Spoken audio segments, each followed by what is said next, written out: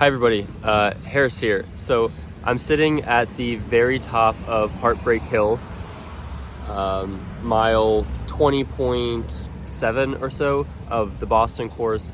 And this is the Friday after the Marathon Monday, the first ever October Boston Marathon. Finished it, it was awesome. Got the hat, got the medal, which is pretty snazzy. And yeah, so I just want to talk about the race. I'm going to do a few different videos talking about the race experience and training and stuff like that. This video I just want to talk, and there's your Boston traffic. In this video I just want to talk about the overall race experience, just like the whole thing, from the day before to the day after. And this will be also recorded with the cinematic video mode on the iPhone 13, so we'll get a sense of what that looks like. So I don't have an exact plan or outline for this video, but I guess just to go through the timeline, I qualified for the race last September with my friend Nick. It was this tiny little bike trail marathon that was put together just for COVID reasons and to qualify for Boston. It had an official certification and everything, so it was USATF certified. Unfortunately, even though my friend and I both ran 2:42 there, Boston did not want to accept the results. They're being extremely difficult with that and just not responding to any emails or any phone calls or anything. So we finally got approved less than a month away from the marathon, which was just kind of ridiculous. So that was a terrible process, and Boston was not very good about that. So anyway, the expo was the weekend before the race, and that's where you go and you get your COVID bracelet to show that you've been vaccinated or that you've gotten a COVID test negative. And that's where you can also buy merchandise. You can get the $100 Boston jacket, which is, I thought came with the price, the $220 of the price of admission, but it didn't. I didn't get the jacket because I just got a nice jacket last spring for the running club anyway. So I just gotten back from my brother's wedding that weekend, so I went to the expo Sunday night or Sunday afternoon, and I was pretty disappointed by what it offered. You pretty much got your bracelet to show that you've been vaccinated. You pick up your bib and you get a t-shirt at least, and then you can buy a bunch of merchandise, and then you can get like a few sips of Gatorade and you can pay for some beer. I don't know, I was just kind of expecting there to be a few free things or something exciting or something to do there. It was really underwhelming. You could like sign a poster and get a picture with this big Boston sign and stuff like that. That was pretty much it. It was very underwhelming. They didn't give you anything fun or anything free or anything like that. So the expo is a little underwhelming in my opinion. Anyway, walked around with my friends through the city a little bit, came back home and just had a big pasta and bread dinner and drank lots of water and drank liquid IV and stuff like that. And then I kind of just relaxed, sat on the couch by myself and, responded to some emails and just relaxed and prayed and did some final reading. And I read through my kind of like my training diary, my training journal, to just get some last minute encouragement. Went to bed around 12 and was feeling very relaxed. Woke up at 5:30 and the first thing I did was just chug some water with some scratch mix in it to get some electrolytes early. I had half a baguette, and then around 6:30 my friend's parents picked us up and brought us down to the course, where we then dropped off our bags for the finish line, and then we went and caught our 7:15 a.m. bus, which was the first wave, and the bus ended up leaving around 7:45. We got to Hopkinton around 8:30, and it's they drop you off about a half mile from the start line. So you kind of jog over to the start line, which is a perfect little warm up. And then we got to the starting area and it was just like a village of porta potties. It was awesome. There were so many porta potties, which is just a runner's dream. So we got there and we went to the bathroom, and right as we came out, the line started filling up. So we got there at a good time, and we went over to the starting line. We got to the start line. We kind of weaved our way up. So we were like 6 rows deep. And then the gun went off at, was it 9 o'clock? Yeah, the gun went off at 9 o'clock and the race was underway.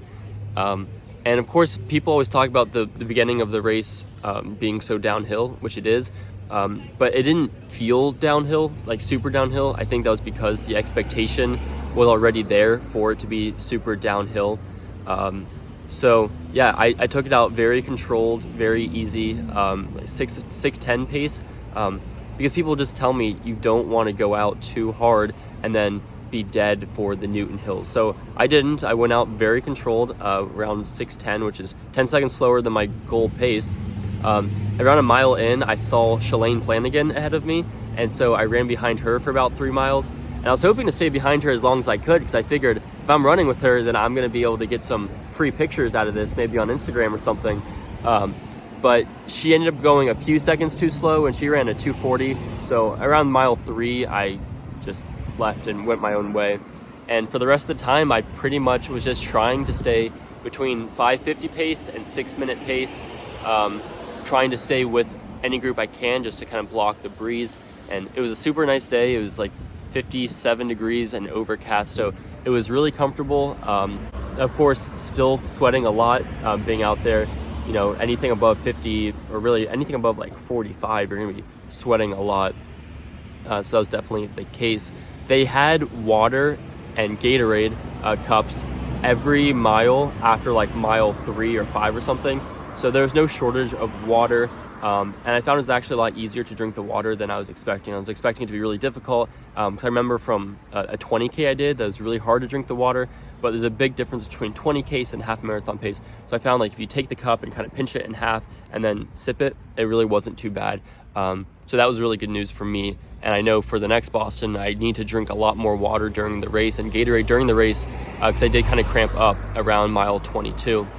But the course was awesome. There were so many people cheering. There were more gaps of people than I expected. You know, you'd go through a big crowd of people, and then there'd be nobody for a quarter mile, a half mile, and then there'd be more people. I was expecting people to be lining the whole course, but it's pockets. But the pockets are good to get you through to the next pocket, which was just super cool. I was wearing my BC jersey, so anytime somebody saw me from BC, they'd yell "Go Eagles," which was awesome, and I would, you know, do a fist pump, then they'd cheer even louder. So it was this kind of secular cheer effect, which was awesome. We passed Wellesley with the famous screaming tunnel, which was super cool, and they were all screaming with some very interesting signs that they were holding.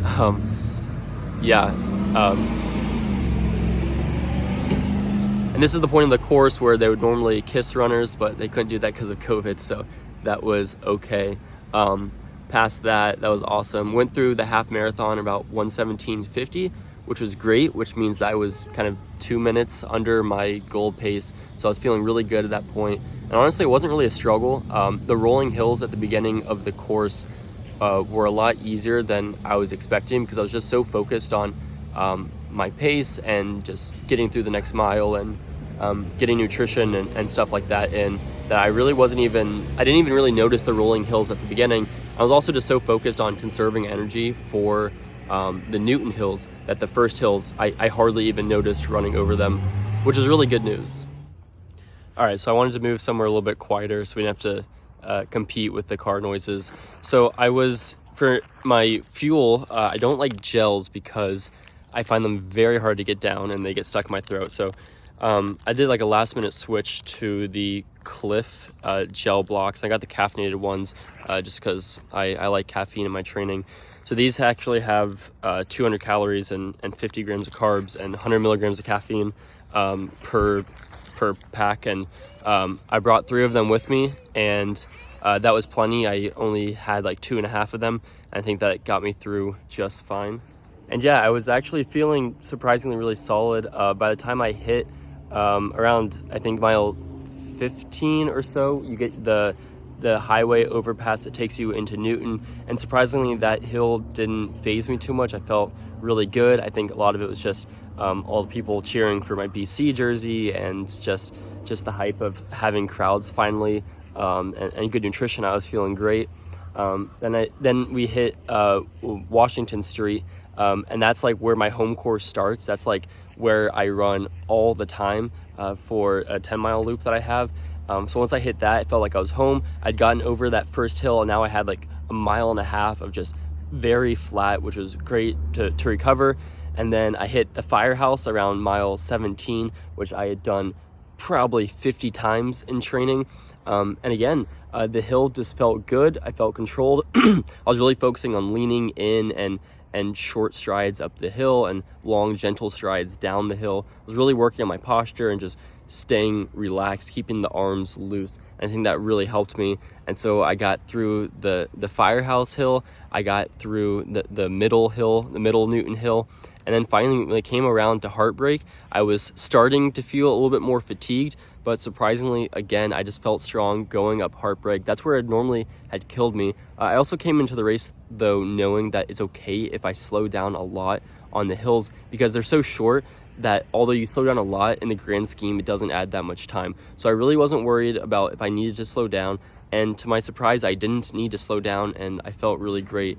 And with everyone cheering me on and my friends being on Heartbreak, it just felt awesome. And then I got to the top of Heartbreak, and that's when BC is, which is pretty much just right down the road from here, like a quarter mile, half mile from here. We hit BC, and then you start going down the big hill, which is the final pretty much big elevation change at all of the race. And that's where all my friends were cheering and going crazy in the whole BC community, especially wearing a BC jersey. People were just kind of going crazy there, which was really, really awesome. I definitely went way too fast down that mile. I took that in a 5:37 mile after going like 5:50s for the whole race. But just so many people, and it was unbelievable. Got to the bottom of the hill, I was out of energy, but there were more people cheering me on from the other side of the road by Foster Street on Comm Ave, and it was just really, really special. So that was amazing. And at that point I could feel in my leg that my leg was about to cramp up.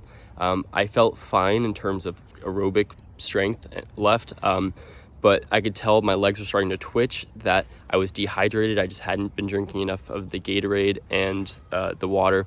So I eased up the pace about 20 seconds just to try to prevent myself from cramping. And I tried to go as fast as I could without cramping, or as slow as I could go as quickly as possible type thing.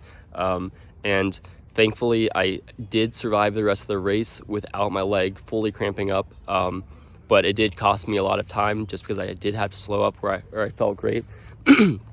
So by the time I reached Boylston for the finish line, I really was not concerned about how fast I was finishing. I was concerned about not cramping up because I could feel it coming. So I really wasn't even paying attention that much to the atmosphere there. I wasn't really paying attention to everyone going crazy and even my friends at the finish line. I was really more just about not having my leg lock up in front of me. So finished in 2 hours, 37 minutes and 13 seconds, which was, my goal was under 2:37, so that's right there. Super happy with that. 6-minute pace, or 5:57 on the Garmin, because it was about 26.45 miles in total. The atmosphere was unreal, and it was super, super cool. After the race, they just have you walk for a long way to get out of like the finishers area. And they give you the medal, they give you the aluminum kind of the foil wrap to stay warm, which was actually kind of nice and helpful. And they give you a bag with a Gatorade and an apple and like some Fritos and a bottle of water. Again, like Boston just gives you no amenities at all outside of the water during the race. Would have loved like anything from a beer to a burger to any protein whatsoever, but all they gave you was an apple and Gatorade, which was great, and I chugged that and ate the apple, but I was so hungry after that, and they did not give you anything for free after the race, which was so annoying, and really disappointing, because I know in Chicago my friend got a beer as soon as he crossed the finish line, but yeah, Boston just doesn't give you anything like that, which was pretty disappointing. But the race experience was awesome, and I can't wait to do it again in the spring.